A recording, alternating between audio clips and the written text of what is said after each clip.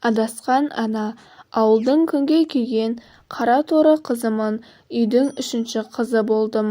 Алдымда екі әпкем бар, менен кейін бір ғана бауырым, ол менен 2 жасқа кіші. Десе де тай қолындай тебісіп өстік. Әкем қаталдау кісі болды. Өз қанынан жаралған бізді қыз болғанымыз үшін жек көретін еді.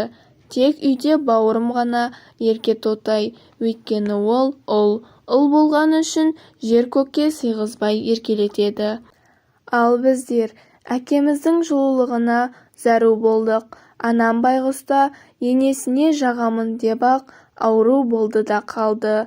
Әр туған сайын күтім көрмей туа сала белін байлап, далалықтағы егіндікке жұмысқа кететін. Көктем келгеннен бастап әкеміздің ескі «Жигулиіне» мініп, бақшадағы жерді қазуға дайындаймыз.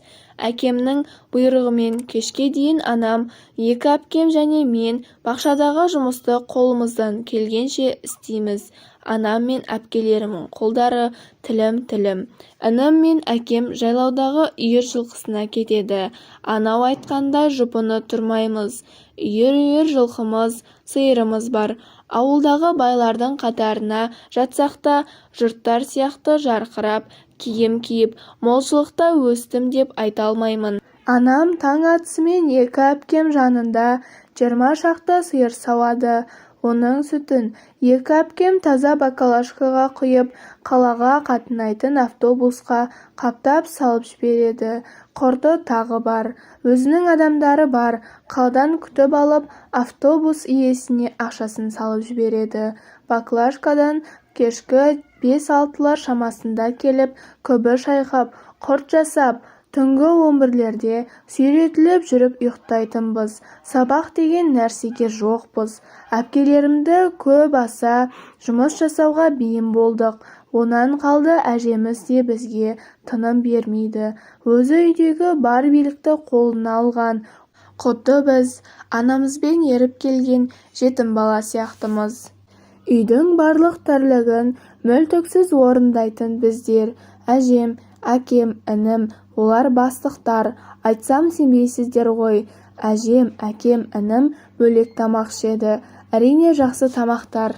Біз анаммен ескі сарайда еті жоқ күріш немесе әжемдерден қалған кешегі жылытпа әйтеуір, қатқан нан әйтеуір, өлместің күні. Айран, сүт, құрт дегенді жейміз ғой. Десе де өзге балалар сияқты тәттілер, еті бар тамақ жегім келеді. Кейде жейміз тәттілерді. Әжемнің тойдан келген сарқыттарынан. Онда да інім ол сарқытты жемесе ғана. Әжем қорадағы малға жуынды бергендей, «Әй, мынаны жеп қойыңдар» деп алдымызға әкеліп лақтыра салады. Ес білгелі қымбат тәттілерді ғана жейтін інім тойдан келген сарқыттарды көп аса жемейді. Әжемнің жеке бөлмесі бар.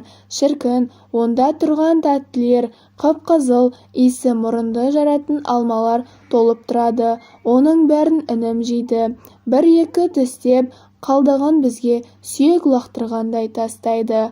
Әрине, бұның барлығы әкем мен әжемнің тәрбиесі. Бүтіндей бергісі келсе, әжем бажылдап, «Әй, қу қатындар-ай, мына баланы алма кел деп сендер жұмсадыңдар ғой, я?»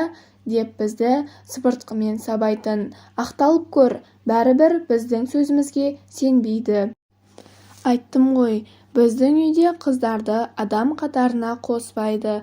Сондықтан болар, біз бойжете келе ерте тұрмыс құруды қаладық.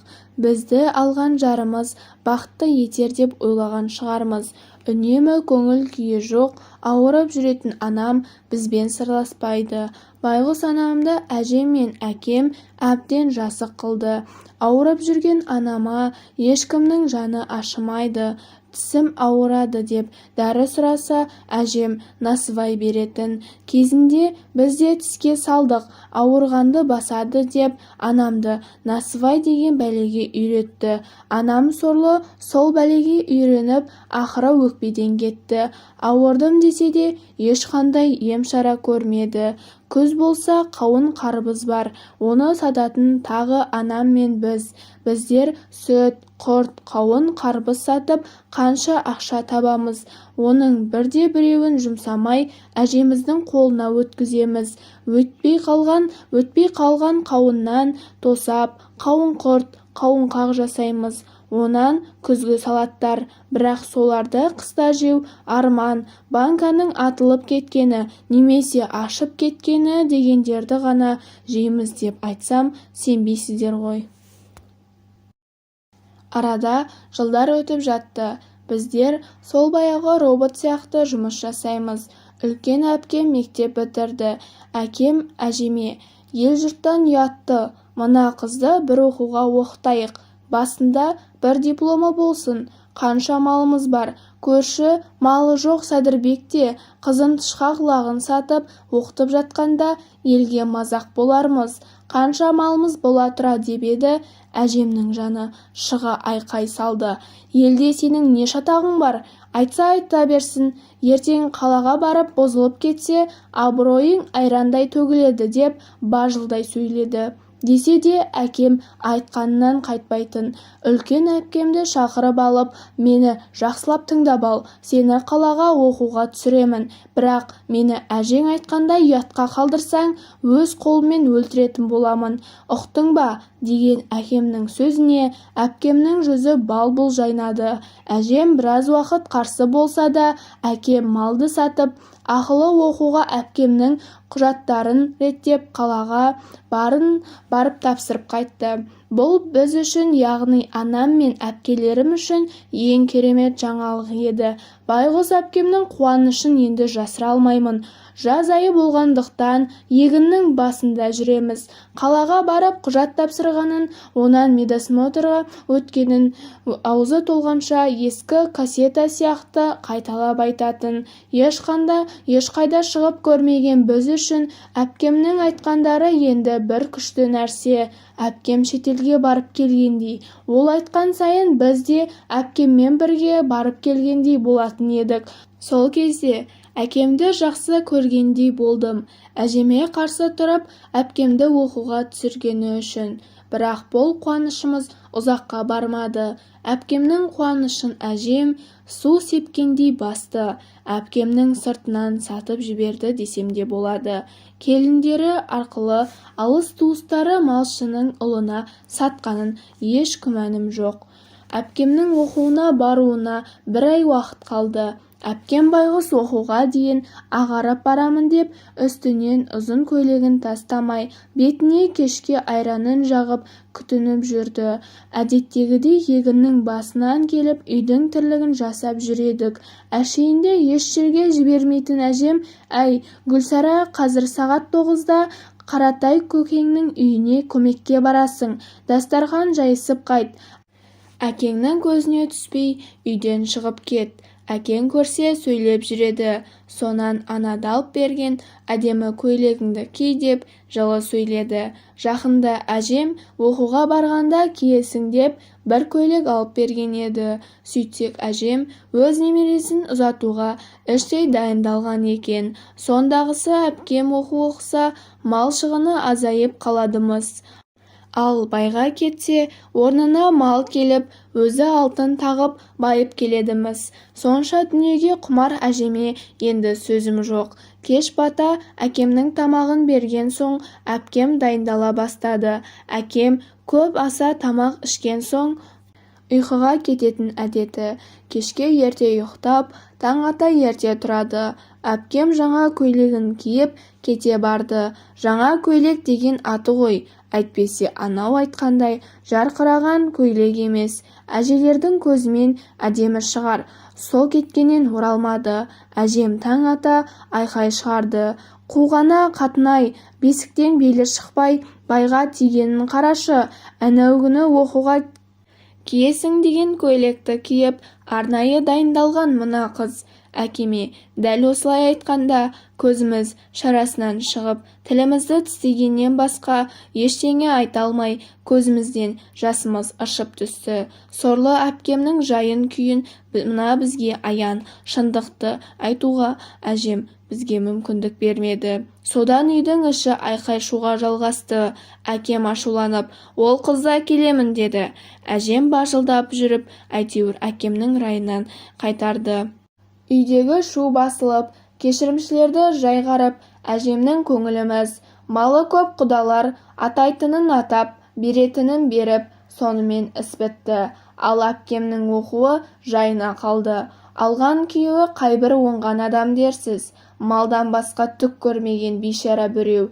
Әпкемді көлеңкесінен қызғанатын қызғаншақ ата-енесі де оңып тұрғаны шамалы. Малы көп болғанын қайтейін, әпкемді ол үйге келін емес, қол ретінде алғанын әу бастан-ақ белгілі. Жылап еңіреп, амалсыз ол үйдің табалдырығын аттаған әпкем оқуға баратын күн жақындағанда, мен оқуға барамын дегенде, енесі: «Ойбай, мына қатынның есі дұрыс па еді? Басы жасайтын келін алдық па? Қайдағы оқуды айтып тұрсың? Байға тиіп оқуға кетемін дегенің қалай?» деп бетін шымшып таң қалыпты.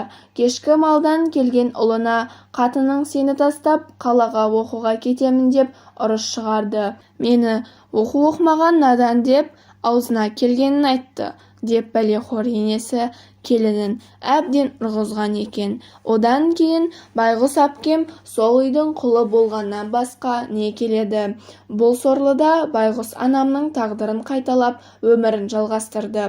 Әпкемізді сағынып, біз мұнда жылап-жылап қойдық. Кейіндері құдалық дегенді жасағанда келді. Байғұс әпкемнің түрінен түр жоқ, азап тозғаны көрініп тұр. Көздері жәудіреп жылап көрістік. Байғұстың бар мұңы ішінде. Әжемнің сол күні алдағанын сол кезде маған және әпкеме айтып берген еді.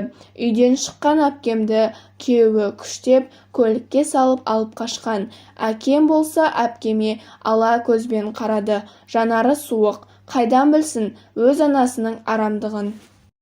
Арада жылдар өтіп жатыр. Мен 9-шы сынып бітірдім. Екінші әпкем 11-ші сыныпты бітірді. Әжемнің арамдығын білетін байғұс қыз мектепті бітіре сала, көрші тұратын өзінен 2 жас үлкен, бұрыннан бері сырттай ғашық болып жүрген жігіттің етегінен ойланбастан ұстап кете барды. Бастысы әйтеуір бақытты, ата-енесі де жақсы жандар. Екінші әпкемді құл емес, қызындай көріп сыйлап отыр. Менің әпкелерімнің бала кезден тірлікке ерте араласқандықтан өте пысық, тазайын. Сондықтан болар екінші әпкемнің істеген ісінде мін жоқ. Кішіпейілдігі тағы бар. Әйтеуір екінші әпкемнің барған әулетінің материалдық байлығы болмаса да, жан дүниелері өте бай. Бірақ бұл көрші құдамыз әжеме ұнай қоймай қырғын шығарды. Бұл жолы әкем басу айтып әжемді тоқтатты. Көрші құдамыз әкемнің құрдасы еді. Әрі баяғыдан құда болайық деп қыңқылдап жүрген екен. Сол себепті әкем рұқсатын берді. Әжем кешірімшіге келген көрші әрі жаңа құдаларды жақтырмай қарсы алды. Дастарханды да жайнатып қоймады.